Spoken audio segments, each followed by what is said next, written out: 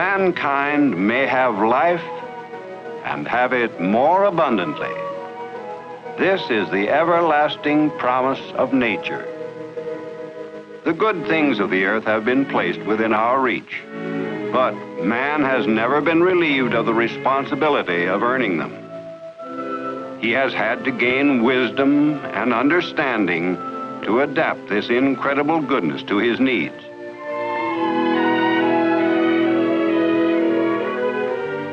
And so, through the years, man has watched and studied the great natural forces that were meant to serve him.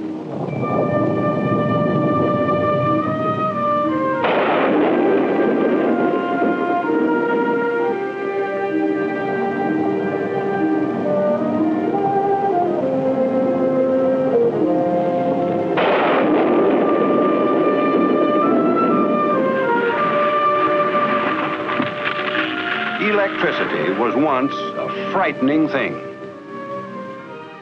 but not anymore. We have learned how to channel its power into telephones, radios, refrigerators, electric lights.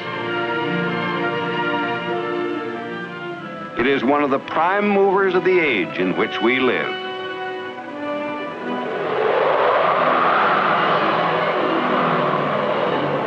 The wind was a wild, untamed thing, comrade of space and the stars,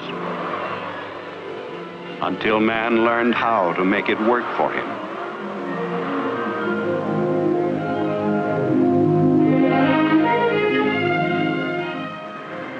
Water anywhere is potential power, but uncontrolled it is also unpredictable. So man built dams. And behold, this pent-up power becomes a tremendous agency for good.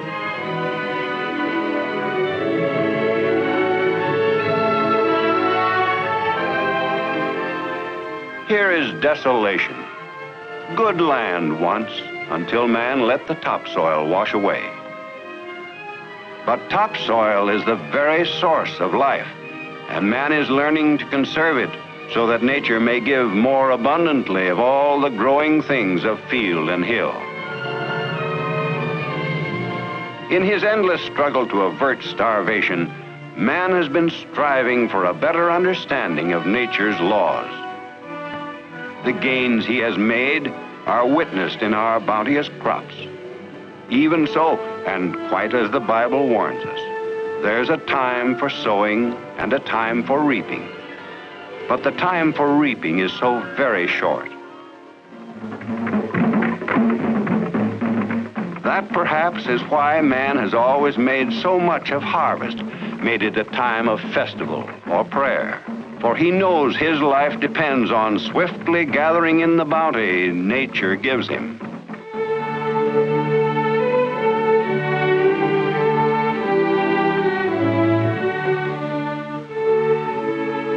Thus, in America, we have always offered thanks for the blessings of the earth.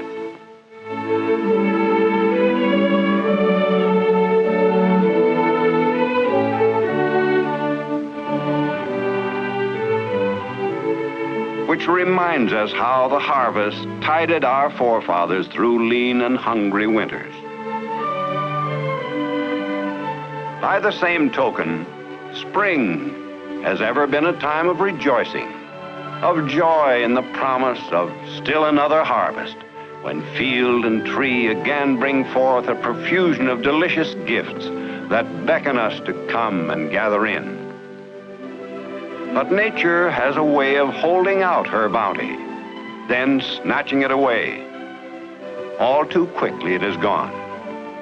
True, it serves to re-enrich the soil, but as for man's immediate needs, a total loss. Of course, all growing things are contained within a protective covering. But it occurred to man that if he could provide a permanent protective covering for the bounty of nature, he could then readily extend the harvest season until every day in the year became a day of plenty. A simple idea, but one of great promise. Today, its perfection is a man-made miracle. We refer to it, and rightly so, as the miracle of the can. But we've been talking about man as if women didn't exist, which is most unfair. Let's go back to a hot summer's day around the year 1900, when in households across the land this was happening. You know, Lucy, if we can get all these tomatoes put up today, we can start on the corn tomorrow. Ooh, that'll be good. Heavens above, Jim, the last thing we need right now is more tomatoes. We got twice what we can put up now. I mean it, Jim. Take them back outside and don't bring any more. Now, don't take off on me, Martha. It's not my fault we had so many this year. Fact is, I figured you'd be glad we got such a good crop. Of course I'm glad, but I haven't got time to put up any more. All right, all right. What'll I do with these? Oh, feed them to the pigs.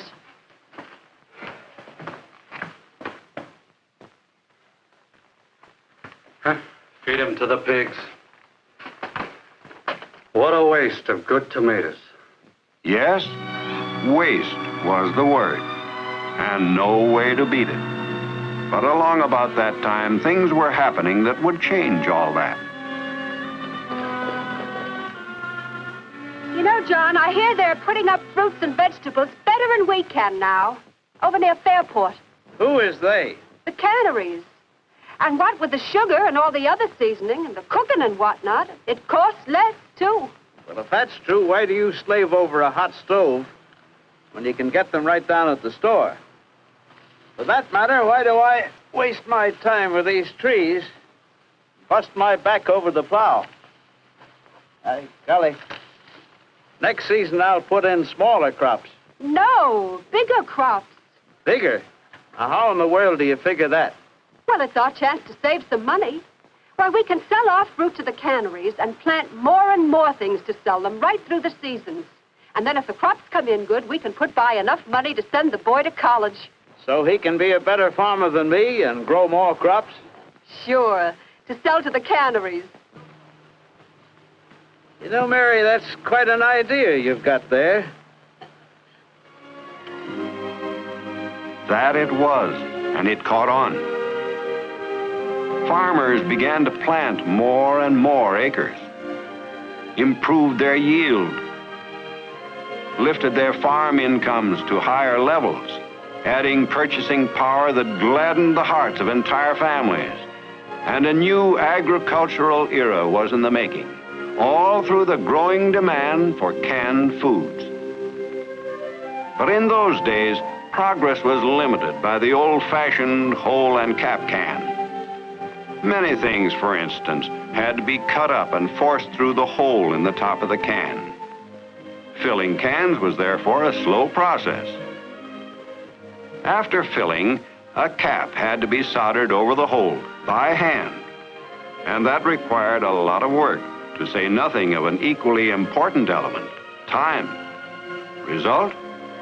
They just couldn't turn out canned foods fast enough to keep up with the growing demand.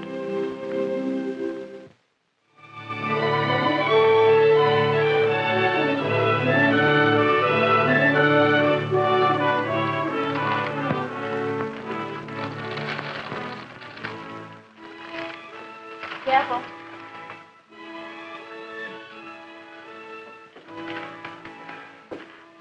What else, Mrs. Moran? Well, I need some peas, 3 cans of peas. There's your candy. That's the last of the peas, Mrs. Moran.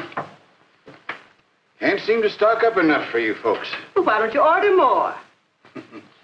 Ma'am, I could order till the cows come home. But if the cannery don't have them, they can't send them. And if they don't send them, I can't sell them. Comes to $3.18. $3.18. Mm-hmm. My. When are prices coming down? About these peas, Mr. Peters. Why can't the cannery send you enough? Well, ma'am, it isn't only the cannery. I was over there the other day pestering them for more.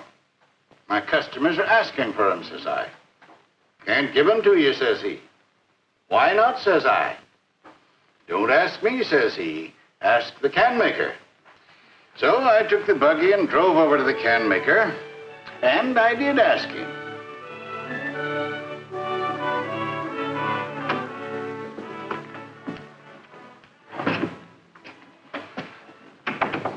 I know you folks. You can't be told. You've got to be shown. So let's take a look around.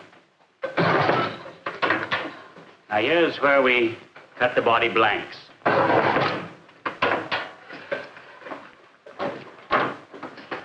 This man here is forming the can body.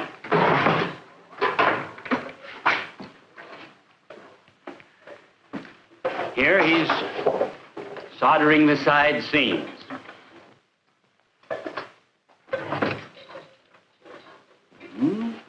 Pretty slow work.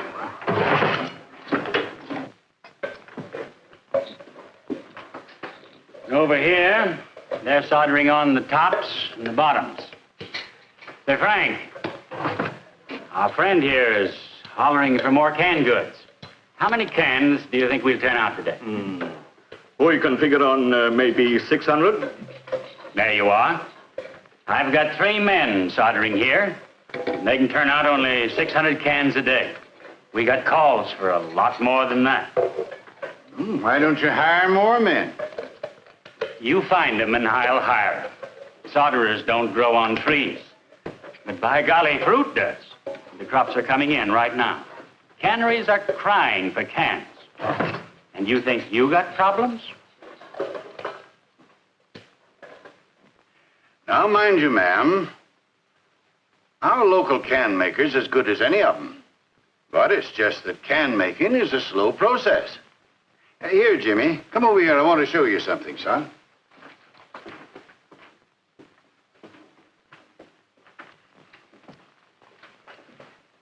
Here's a lesson you learn in school someday.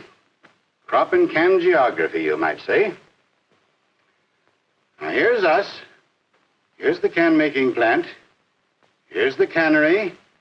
Here's the farmland. Farmers are planting more land all the time, putting in more and more crops, because the cannery is here to take care of them. Now, just imagine this same thing taking place all over.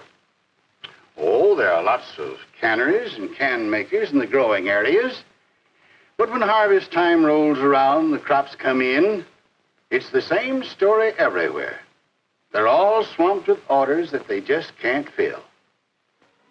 Yes, it was apparent that the task of serving a whole nation was too big for the can production capacity available in those days. The need was clear for a pooling of resources in the interest of better experimentation, research, engineering skill, and greater can production. So, many can makers did combine their facilities and pool their knowledge to form the American Can Company.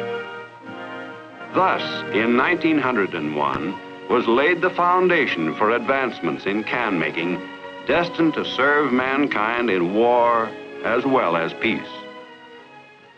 But despite much early progress in can making, it continued to be a slow process.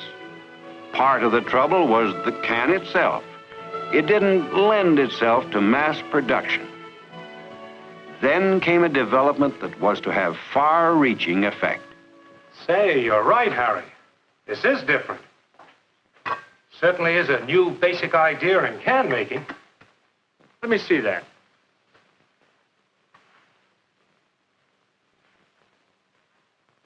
No hole in the top? Nope. Canners get them with this end entirely open, so they can pack whole tomatoes or peaches or other fruits and vegetables in this can. Don't have to cut things up. Consumers will love that. How's it sealed? Solder? No, that's another advantage, Jim. No solder on the ends at all. No solder? Well, how? Well, we've got a machine that crimps the ends on with a rubber composition gasket to keep them tight. It's slow, but with your help, I think we can figure out a way to speed it up. You know, it seems to me that canners should be able to fill and close these faster than the old hole-in-cap can. And it'll cut their cost down. What's it called, Harry? The sanitary can. Sanitary can. Mm-hmm. Good name. By golly, if we just work out a way to turn these out in quantity, and fast. That's just what's needed, fellas. Let's get to work. And get to work they did, making improvements both in the can and the machinery for its mass production and efficient use in canneries, and also in plants packing a host of non-food products. But while their efforts and those of many others were limited by the engineering developments of their day, by the continued necessity for much handwork, they were destined to revolutionize not only an industry, but the distribution techniques, the shopping habits, the very standard of diet of hundreds of millions of people. For as combined knowledge and increased experience of these pioneer can makers began to catch hold, the tempo in each plant quickened. The volume rose, 10,000 cans a day, 25,000, 50,000. Yes, man finally had created the real answer for preserving the fruits of land and sea indefinitely. Thus, farmers were encouraged to plant more land and sell their increased crops to the canners. And the swing to more profitable farming lifted property values everywhere. The same expansion was going on in the fishing industry and the meat packing industry. Better breeds, bigger herds, due to the greater capacity of packers to can meat products. All this because the can-making industry had faced and met nature's challenge. Here is my limitless bounty for the taking. Protect it well. So today, man controls the use of nature's gifts far beyond the time of harvest. At last, man has the means for using the natural resources of this great land to the utmost intended by its creator, thanks to the formation and growth of a great enterprise. Moreover, far more people, earning far more, have a part in this industry today than could possibly have found employment under the antique methods of the past. Today, the can-making industry turns out billions of metal cans a year. Why, one modern can line alone produces over 200,000 cans in a single day. Remember Frank and his 600 cans a day? Well, it would take Frank with his old-fashioned machines and more than 60,000 can makers working with him, at least 25 years to produce the billions of cans turned out by the industry every year. But, as in countless other industries here in our country, each man on a can-making line today produces far more because of the modern equipment he has to work with. Naturally, this greater production means higher wages, higher standards of living, and even lower food costs for us all. Now let's see how this manufacturing miracle is brought to pass. It begins here with steel. Steel made to exacting specifications determined by the can makers' metallurgists, men who have pioneered with steel producers to achieve this superior product for can-making needs. These particular sheets of steel are already coated with a very thin layer of tin, and thus called tin plate. In making cans, it is necessary to ensure the absolute protection of their contents when the cans are later filled and sealed. So the coating being added here is an additional protective enamel lining used for certain products.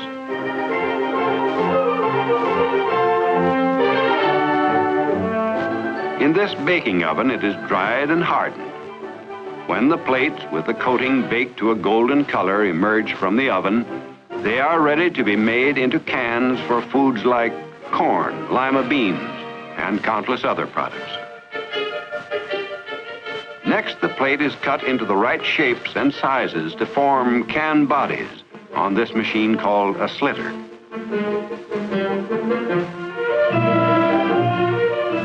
These are body blanks. Meanwhile, other plate, cut to proper size, is fed into machines which stamp out the ends and curl their outer edges.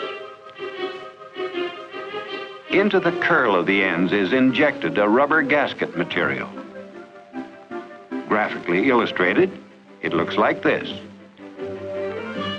Later on, when the ends are seamed on the can body, this material will provide an airtight bond between the body and the end pieces.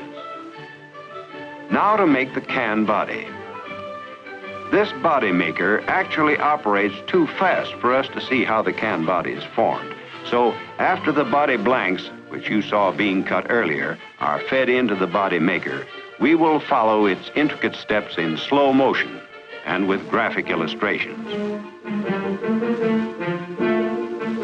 First, the body blanks move to a notching station.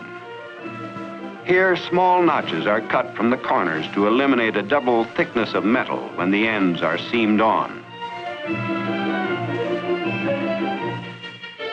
The body blank is then formed and hooked into the familiar shape of the can around the body maker.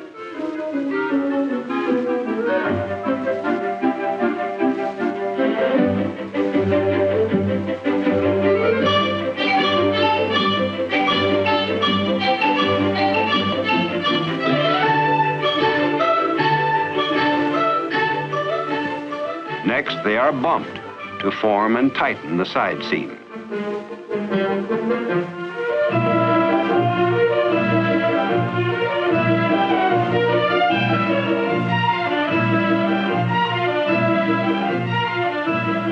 The formed bodies then pass over fluxing wheels to a hot solder bath, where solder is applied to the outside of the side seam. The side seam is then wiped off and cooled by a blast of air. Then the bodies speed along to where they are flanged at each end, so the tops and bottoms will fit on.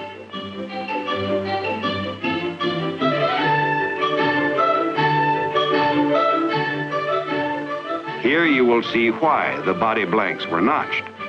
The notches eliminate a double thickness of metal where the side seam overlaps the flanged part. Only 2 layers come together at this point, thus permitting a perfect seal when the end pieces are seamed on. Here in the can-making plant, only one of the end pieces is double seamed in place, and the other end left open, so the cans may be easily filled at the canneries. This operation is extremely important. It calls for the utmost precision.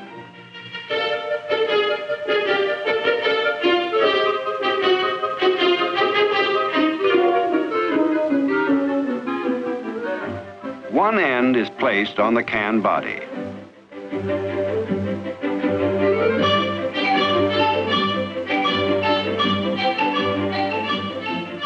It curls over the flange on the body in precisely the right amount. Remember that rubber gasket material in the curl of the end pieces? Well, this material provides a bond between the layers of metal to ensure a permanent, airtight seal as they are pressed together to give us the finished double seam.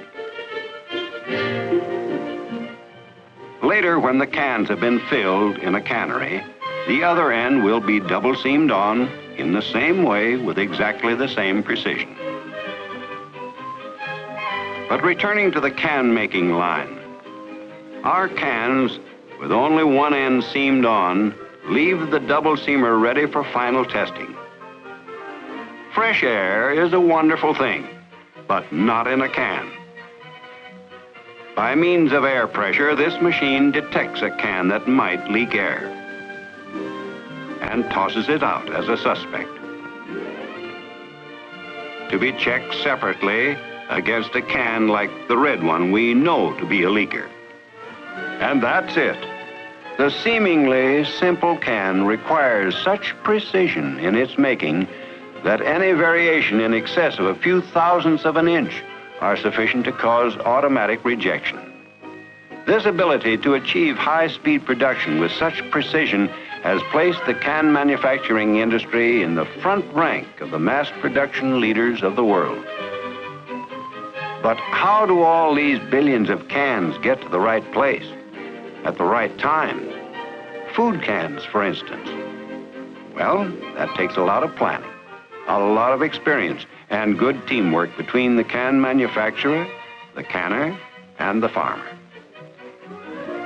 Actually, there's hardly a minute of the day or night that you won't see trucks loaded with containers or freight cars similarly loaded on their way to the canneries scattered across the land. Such journeys are initiated at the canneries, but there's more to it than just loading a truck or freight car. Because with all man's controls, there's still one thing about nature he can't change: the uncertainty of the weather. So if the weather holds good, crops should be ready about the 30th. Give or take a day on either side. Mm-hmm. So you want your cans around the... Can you make it the 21st? 21st it is. How many? We better have 2 carloads a day till the pack is complete. You'll get them. Oh, I know I can depend on you. But if there's any change in the weather, you'll be hearing from us. We've got to be ready when the crop is. And that readiness depends upon the weather. But weather and its effect on a crop like peas, for example, is a mighty unpredictable thing. You can't depend on guesswork. That's why the American Can Company developed this machine, the tenderometer. It shows when a pea crop has reached the proper stage of maturity for best quality. Such information, together with the counsel of agronomists sent out by the can makers, helps canners and farmers select the right time for harvesting. Well, what do you think? I'd say you can start taking them in next Monday. Any special time of the day, or do you leave that up to me? Monday's okay with me. But sometimes unexpected things happen. Well, it's plenty hot out here. The temperature shot right up. We took another tenderometer reading this morning, and it shows our peas are going to be ready much sooner than we figured. We've got to have cans right away. Okay, Ed, of course we'll get cans to you. Well, don't worry, we'll get them there on time, too. And so it goes. For the entire can-making industry operates on this principle: enough cans at the right place, at the right time, to meet the canner's needs. Thus, every year, billions of cans go out into the world, packed with the yield of land and sea, to say nothing of myriads of other products for man's use. And every can must speak for itself. Wherever it's opened, whenever it's opened, whatever it contains, the contents must be in perfect condition. The word for that is dependability. Dependability, built by the eternal vigilance of modern industry and science into every single can. For whatever the contents, whatever their ultimate purpose, the goal is satisfaction. There is nothing more important than serving the health and well-being of multitudes of people.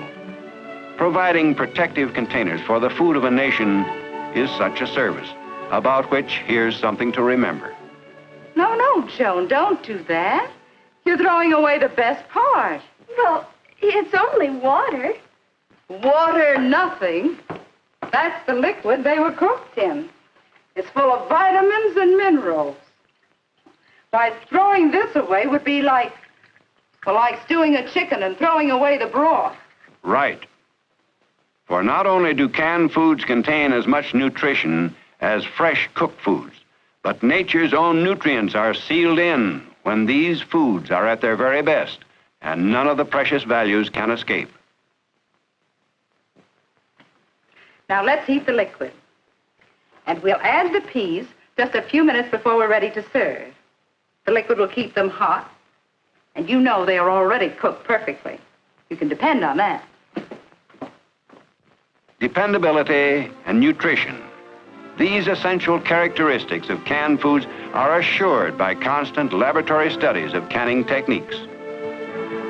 The first laboratory in the industry devoted to such studies was established by the American Can Company in 1906. Since then, scientific study and research have grown with the industry. Today, it reaches into every phase of canning and can making. Tin plate, for instance. Tin itself comes from far-off lands. Thus, every world crisis threatens its supply. The can-making industry is therefore working on coatings and bonding materials that will replace tin in can making, will be better than tin, and best of all, always available here on our own continent. Thus, industry constantly looks to the combined skills of science and manufacturing to solve many problems which directly affect our daily lives. For instance, behind this simple, familiar twist of the wrist lies a story of teamwork typical of the achievements in the can-making industry that bring the homemaker convenience and satisfaction. Here's how it came about. Ed, this is Mr. Ward, the coffee roaster I told you about. Mr. Ward, meet Ed Allen of our research staff. Pleased to meet you. How do you do? Tell Ed what you're up against, Mr. Ward. Well, it's short and sweet. We pack coffee. Here's the container we're using. It's good, but it's not airtight. Now, you know coffee, when it's freshly ground and exposed to air, naturally loses freshness. And there goes our flavor. After it's been on the shelf for a while, you can guess what we've got. Mm-hmm. Stale coffee, probably, if it stays there long enough. Right, and folks don't like it. Well, there's only one real answer to that. Since it's the air that ruins your coffee, you've got to take the air out of the can. A vacuum coffee can is what you need. That sounds good, but I've never seen a vacuum coffee can which was easy to pack and easy for the housewife to open. Well, those are our problems. And they're tough ones. Let's work on them. It's sure a puzzler. You've got to develop a can strong enough to hold a vacuum, and yet will be easy to open. Let me think it over a while. I'll try to come up with something. But I warn you, it may mean designing machinery to produce it. You let me worry about that. Call me when you get an idea.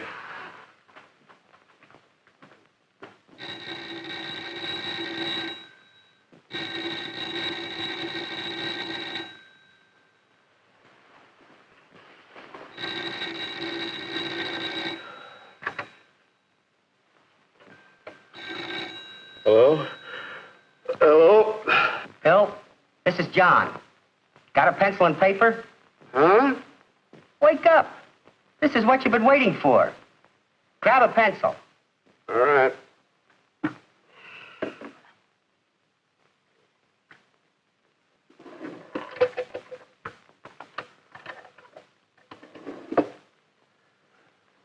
All right.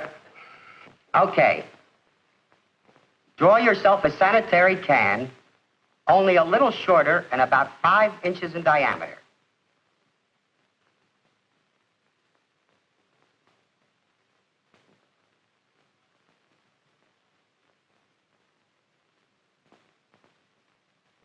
Got it? Yeah, go on. Now, draw a bead on it about 1 inch from the top.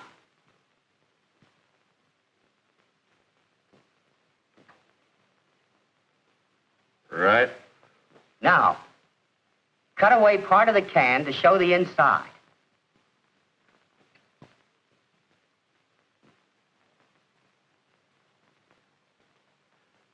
Okay. Now, inside the can, draw a collar from the bottom of the bead up to the underside of the cover and add a curl to the top of the collar. I've got it. All right. Now push the bottom of the collar into the bead to hold it in place. And just above the bead, draw a double score on the outside of the can. Go ahead. Now, at the end of the score, over the side seam, add a tongue about 1/2 inch long. Right. Now, can you make that? Sure we can make it, but What is it? What is it?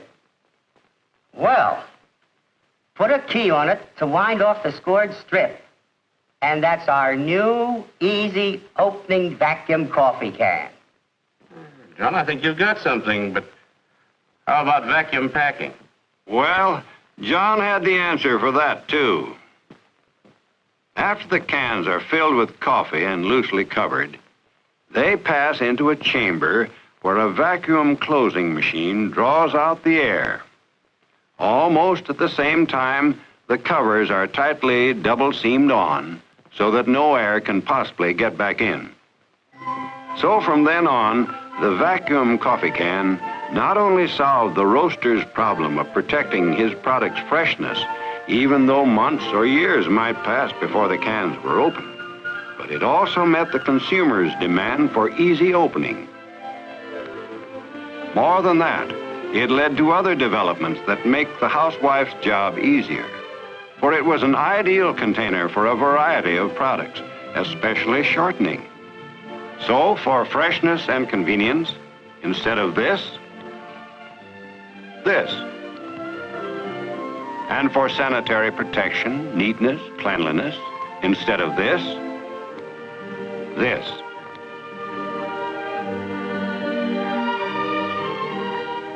Or perhaps the whole story can be summed up in the vast difference between this and, with all it signifies in our modern way of life, this. So a basic idea, adapted to human needs, is like a pebble dropped in a pool. The need is the pebble.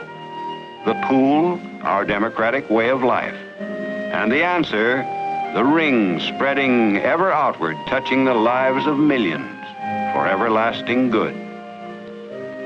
That is why this key is not just a little household gadget, but a symbol of challenges met and victories won for the good of all. Many needs, many challenges, and many answers. Whether containers of steel or paper or a combination of both, they are products of a can maker's imagination and skills. Here are some of them, just a few. All of them we know, we recognize, each one instantly familiar to us from almost daily use.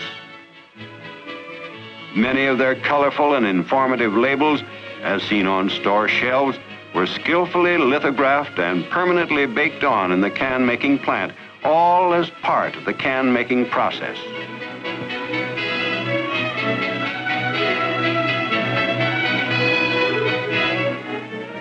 This, too, while not a can, it had its beginning in the minds of can makers, whose skill in shaping, sealing, and mass-producing metal containers was applied to the problem of fashioning from paper the ideal disposable container for the dairy industry. Yes, these containers are familiar because they are part of the pattern of our living, an essential, indispensable part of our way of life, even recreation. Just another type of can. Just as if these tennis balls were peas or beets or beans, they will come out as perfect as they were when they were put in. But while man may survive without tennis, there have been all too many occasions when a life has depended upon the blood plasma in that very same kind of can, coming out as perfect as it was when it went in. To the men and women who make the can, there could be no greater satisfaction than its use for a purpose such as this. Thus, every new idea sets in motion a succession of ideas that expand in ever-widening circles. So the miracle of the can continues, bringing to countless supporting industries added expansion and prosperity, to millions of people, more jobs, greater security, and a better way of life. The can manufacturing industry ranks among the first 10 indispensable industries of the world. Hundreds of thousands of men and women in the United States, Canada, Hawaii, Alaska, and elsewhere depend upon its continuing prosperity. Its bright future is theirs. This achievement, This present-day flowering of the seeds of enterprise, first planted by the pioneer can makers of America and nurtured by their successors, has truly brought about a miracle of benefits to our people. A miracle which continues daily for all people. For today, every day is harvest day. Daily we have the assurance of nature's bounty both for today and tomorrow. Much we have today, and our promise of the future is ever more and more. And just as harvest time means more than the ending of one bountiful season, but contains within itself the seeds of another fruitful spring, so this humblest little servant of your daily life contains not just a product, but symbolizes a more abundant life for all freedom-loving people everywhere in the world. This is the miracle of the can.